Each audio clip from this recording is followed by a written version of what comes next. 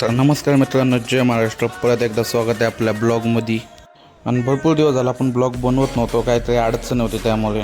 पण काळजी करू नका, आता कंटिन्यू ब्लॉग येतील. आणि मित्रांनो, पहिल्याच ट्रिपला माझ्यासोबत काहीतरी असं घडलं जे घडलं नव्हतं पाहिजे. तोच कस्टमर मला मागून सांगत होता, दादा गाडी थोडी अशी चालवा, असं करा तसं करा. आणि तो होता सॉफ्टवेअर इंजिनियर. त्याला म्हणलो, दादा तुझंच करा, जाऊ दे. त्या टेन्शनमध्ये 2 प्लेट पोहे खाल्ले. बघितलं मित्रांनो, काही दिवस आलेत, आता लोक सांगणार ड्रायव्हरला कशी गाडी चालवायची. जाऊ दे, ॲटलिस्ट पावसा पाण्याचे दिवस हे सगळे घाबरतात.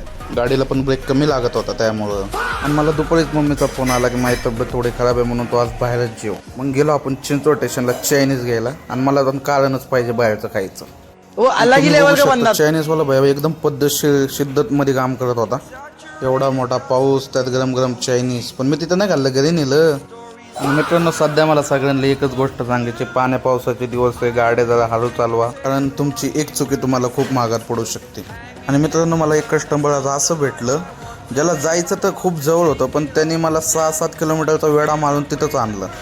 त्या कस्टमरला GPS पेक्षा जास्त माझ्यावर भरोसा होता. मी म्हणलं जाऊ दे, आपला फायदा होतोय, मला काय करायचंय. कारण मी पहिलंच म्हणलो होतं लेफ्ट घेऊ, पण ते म्हणले नाही सरळ चाला. दॅस विषय सॉल्व, माझी चुकी नाही त्यात. चला मित्रांनो, आजसाठी एवढंच, भेटूया उद्या.